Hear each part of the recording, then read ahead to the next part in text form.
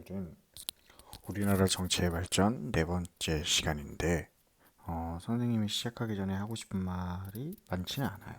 근데 선생님이 근황을 좀 알려주고 싶어서 이렇게 한 슬라이드를 준비를 했습니다.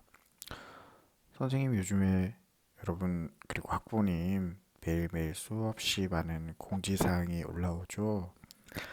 어, 올리는 저도 상당히 불편하긴 하지만 지금 원격 수업이라는 원격 계약이라는 이런 초유의 사태에 저는 그리고 아이들에게 그리고 학부모님들께 최선을 다해서 정말 잘 가르쳐주고 싶고 잘 도와주고 싶어서 매일매일 연구하고 도학년 선생님들과 또 토의하고 토론하고 어떻게 해서든 최선의 것을 알려드리기 위해서 좀 자주 공지를 올리게 되고 또 이것저것 부탁드리게 되는 것도 많은데 좀 넓은 마음으로 이해를 좀 부탁드리고 많은 또 도움 부탁드립니다.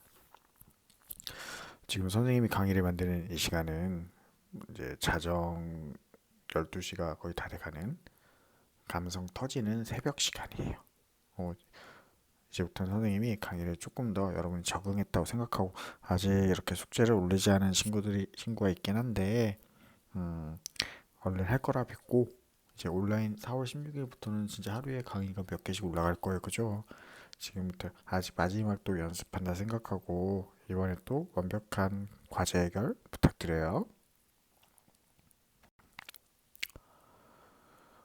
우리나라 정치의 발전 네 번째입니다. 6월 민주항쟁 이후 민주화 과정이 어떤 식으로 진행됐는지 알아보도록 할게요.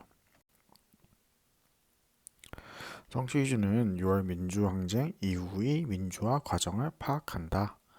그러니까 정리 노트 이렇게 있으면 여기에 뭐 단원 이런 거 좀 써주고 성취 기준도 써주고 여기 핵심 단어들에 대해서 쭉쭉쭉 써주고 여기는 질문이나 다 알고 싶은 내용 꼭 써주고 알겠죠? 6월 민주항쟁 이후부터 시작을 해보도록 하겠습니다. 대표적으로 6.29 선언을 통해서 크게 두 가지가 변화가 있었는데요. 우리나라는 이 이후에 대통령 직선제, 대통령을 직접 모든 국민이 공평하고 공정하게 평등하게 한 명당 한 표씩 직접 투표를 하는 걸 대통령 직선제라고 해요. 국민의 돈으로 직접 대통령을 뽑는 거죠. 이걸 조금 더 명확하게 얘기를 하자면 대통령 직선제는 선거권, 선거를 할 수 있는 권리를 가진 모든 사람이 모든 국민이 투표하는 게 직선제입니다. 직선제는 장점도 있고 단점도 있긴 해요. 장점은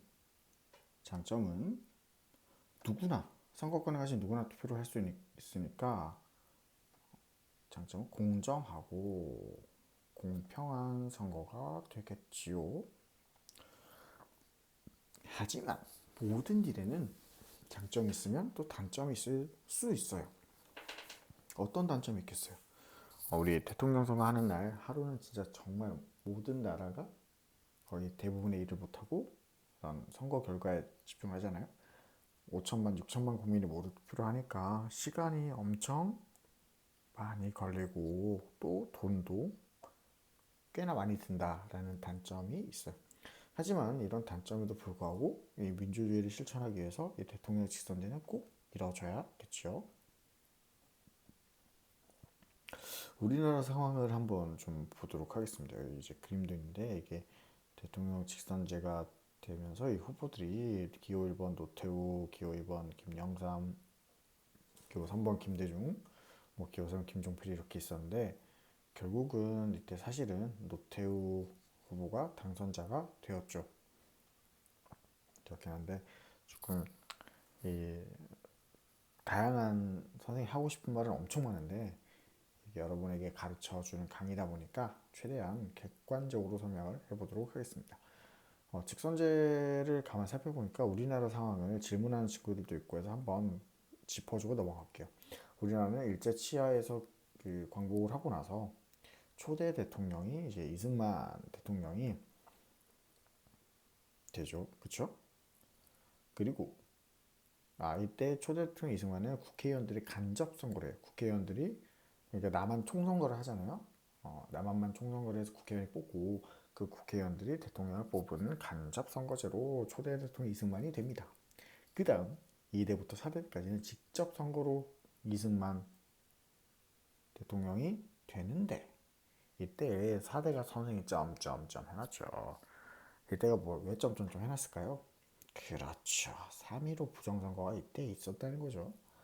3.15 부정선거를 통해서 4대는 대통령 선거는 무효가 되고 이승만은 하야를 하고 사라지고 이때 4대가 윤보 전 대통령이 되는데 이때는 또 간접 선거제로 뽑히게 돼요.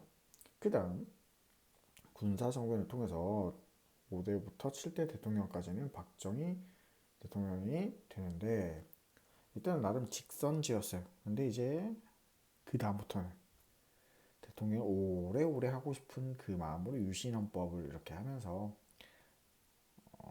간선제, 간접선거제를 이렇게 도입을 했고 8대는 박정희 대통령이 했었고 9대까지도 했는데 그게 이제 박정희 전 대통령이 물러나고 죽고 최규하 대통령이 되면서 그때까지 간접선거제예요. 그래서 이제 뭔가 희망이 있다라고 생각을 했는데 또 다른 군인이 나타나죠. 11대 12대는 이제 전두환 전 대통령이 직접 대통령이 될 자신이 없으니까 대통령을 뽑을 선거인단을 뽑아놓고 이렇게 대통령이 되었습니다. 간접선거제. 그렇게 해서 수많은 사람들이 바라던 이 직선제는 1987년 제13대 대통령 때부터 드디어 다시 이 직선제가 우리나라는 되고 이때 이후로 지금의 문재인 대통령까지 쭉쭉쭉 직선제 선거를 이어지고 있습니다. 그렇죠. 우리 이웃 나라들 한번 상황을 살펴보면 선생님 질문에 답을 하게 되는데 미국 같은 경우는 땅덩어리가 너무 넓기도 해, 그치? 그래서 이 사람들은 선거인단을 뽑아요. 선거인단을 뽑게 그 주에서 선거인단을 뽑아서 선거인단은 자 이렇게 얘기를 해. 우리는 어떤 대통령 후보를 뽑을 것이다. 그럼 그 사람들을 뽑는 거예요. 그래서 이 선거인단을 통해서 대통령을 간접 선거를 통해서 대통령을 뽑게 되고요. 일본 같은 경우는 일단 의원들을 뽑고 의회에서 총리를 간접 선거로 뽑게 되고요. 뭐 그렇게 간접 선거하는 나라도 있습니다. 그런데 이제 요즘 들어서 살펴보면 뭐 이렇게 정치적으로 어떤 게 옳다 그르다라고 할 수는 없지만 대통령 직선제가 선생님은 좀 괜찮은 것 같아요. 그리고 이제 좀 있으면 내일 모레는 4.15 총선이 있죠. 너무 기대되고 설레고 선생님의 한 표가 어떻게 쓰여질지 여러분도 투표하고 싶죠. 하지만 초딩은 안 돼요. 관심을 관심을 가지고 기대하고 있어요. 이번에 보니까 고등학생도 투표를 했던데 여러분도 몇 년 뒤면 투표할 수 있으니까 잘 살펴봐야 돼요. 자, 밀양에도 후보들이 있죠. 1번도 있고 2번도 있고 어떤 후보들이 나타났는지 어떤 말들을 하는지 어떤 공약을 뭐 굳이 멀리 가지 않아도 좋아요. 우리 학교 학생회장 후보 선거할 때 어떤 친구들이 어떤 말을 하는지 잘 살펴보면 또 그것도 좋은 선거를 위한 공부가 될 수도 있습니다.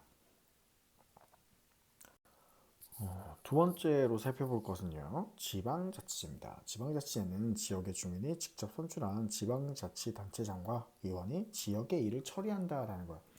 그러니까 이전까지는 대부분의 이제 서울에서 청와대에서 모든 것을 결정해서 야 이렇게 저렇게 이런 식으로 많이 있어서 모든 일이 거의 서울 중심으로 이루어졌다면 6.29 그러니까 사실 이렇게 해야 왜 이렇게 하겠어요? 독재하기 쉽다는 거죠. 모든 다 너네 내 말 들어 이런 식으로. 그래서 이제 이런 권력을 조금 분립시키고 나누기 위해서 지방자치제를 6.29 선언에 포함이 되지만 잘 실시되지 않았어요. 그 이후에 1991년도에 지방의회 선거 여기 이제 그린도 선생님이 준비를 했는데 서울특별시의회 또 95년대 지방의회 자치단체장을 선거를 하면서 지방자치제도가 조금 시작되었어요. 된 거죠. 제대로. 뭐 쉽게 얘기를 하면 밀양시장, 여러분이 살고 있는 밀양시장과 여러분이 잘 밀양시도 국회의원처럼 의회 의원들이 있습니다. 이분들이 여러분의 부모님들이 직접 투표를 통해서 뽑아 주시는 거죠. 뽑아 주시기 때문에 이분들은 밀양에 대해서 제일 잘 알고 있는 사람들이 돼요. 아무리 서울에서 훌륭하고 똑똑한 사람이 있다고 해도 그 밀양에 그 있는 이렇게 지도면이 서울에 이렇게 있다고 해도 여기 밀양에 있는 여기까지를 속속들이 알기는 힘들다라는 거죠. 선생님 지도 너무 잘 그리죠. 독도도 있고 제주도도 있고 동도 서도 이렇게 어쩌지? 일본도 그려볼까? 일본이 왕크. 왜냐면 선생님 일본 별로 안 좋아하니까. 장난이에요. 아, 오늘도 이름 불러주기로 했지. 오늘은 태경이 잘 듣고 있나? 오늘 아침에 학교에서 만난 동근이 잘 듣고 있나? 졸지 마시고요. 동규도 잘하고 있죠. 재용이 유튜브 뒤로 당기지 마시고요. 도경이도 잘 듣고 있나요? 그래요, 여러분들. 강의 들으면서 카톡으로 게임하지 마시고 유튜브 딴 거 보지 마시고 강의만 들어주세요. 어머니 지금 이 순간도 유튜브 하시지 마시고 자녀들이 잘 하고 있는지 한번 슬쩍 몰래 한번 살펴봐 주세요. 누구 몇 명은 걸릴 겁니다. 어디까지 얘기했지? 예, 그렇죠. 이렇게 시장과 의회 의원들을 직접 뽑고 이 밀양의 일들을 우리가 직접 하겠습니다. 이게 지방자치제라고 하고요. 지금 이게 풀뿌리 민주주의를, 그러니까 민주주의가 선생님의 생각을 이렇게 뿌리가 튼튼해야지 점점 더 멋진 케이크 같기도 하고 똥 같기도 하고 또 다른 사람들은 다른 생각을 하기도 할 텐데 이런 지방자치제가 잘 돼야 된다고 선생님은 생각을 합니다. 그 다음은 주민소환제거든요. 주민소환제는 지방자치제의 꽃이라고 할 수도 있어요. 꽃, flower. 발음 멋있죠? 기계 아니고 사람이에요. 주민소환제는 주민이 직접 선출하는, 그러니까 주민이 직접 내가 뽑았으니 그 의원한테 잘못하면 내가 자르겠다 이거야. 그러니까 결국 너네는 나 대신 일을 해주는 그런 일꾼일 뿐이다. 선거 때는 늘 일꾼이라 하지만 의원이나 자치단체장이 되면 권력이라고 생각 그 위에서 군림하려고 하거든요. 내가 뽑은 거 내가 갈아엎겠다. 이게 주민소환제예요.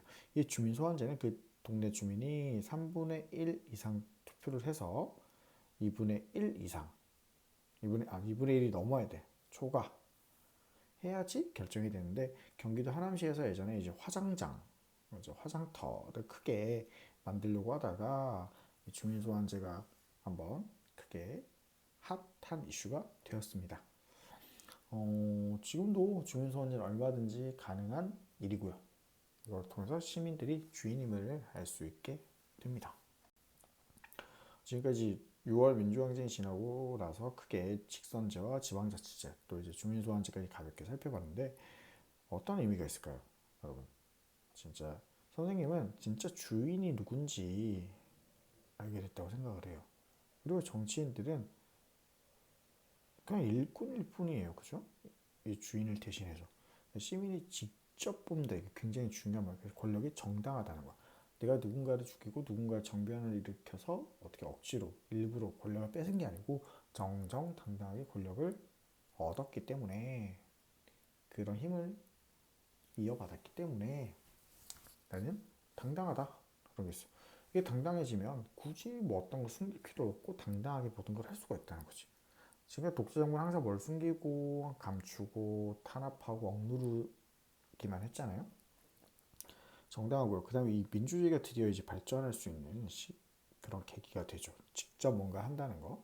그리고 권력이 아닌 대표로서 대신한다 라는 사람으로서 봉사하는 자리라는 것을 이 권력을 가진 사람들이 인식하게 되죠. 그리고 시민의 뜻이 반영이 돼요. 주민 소환제만 봐도 내가 뽑았을 때 내가 갈아엎겠다 이런 식으로 너 잘해라 이렇게 뜻이 반영되고요. 그 다음 마지막 결국은 그 어떤 대표들이 시민들의 눈치를 보게 되는 이게 선생님은 굉장히 중요한 일이라고 생각을 해요. 그러니까 네일 보레스 선거에서도 누구를 뽑는지는 사실은 개인의 선택이야. 하지만 투표율이 투표를 얼만큼 하느냐, 시민이 얼만큼 정치에 참여를 하느냐 이거에 따라서 이런 국회의원이나 시의원이나 이런 사람들은 시민들 눈치를 보게 되니까 더 시민을 위한 정책을 펼치고 시민을 위한 정치를 할 수 있을 거라 생각이 들어요. 여러분이 나중에 성인이 되었을 때 투표권을 가졌을 때 여러분 꼭 포기하지 마시고 열심히 참여할 수 있는 이 민주주의가 어떻게 왔는지 지금까지 4.19 혁명, 5.18 민주화운동, 6월 민주항쟁을 통해서 얼마나 힘들게 누군가의 피와 땀으로 이루어졌는지 잘 파악을 해보시고 지금 갖고 있는 이런 참여할 수 있는 소중한 권리를 잘 활용해서 나중에 도 훌륭한 어른이 될 수 있도록 지금 공부하는 거니까요. 지금까지 선생님이 멋진 강의를 잘 들어줘서 고맙고 선생님 좀 궁금하기도 해. EBS 강의가 더 좋을지 아니면 선생님의 이런 목소리가 나온 강의가 더 좋을지 좀 고민이 되니까 여러분이 어떤지도 한번 심심하면 의견을 줘도 좋아요. 선생님이 왜 잘생겼나요? 이런 거는 안 물어봐도 돼. 왜냐하면 그건 사실이잖아. 6학년 선생님들 다음 시간에 만나요.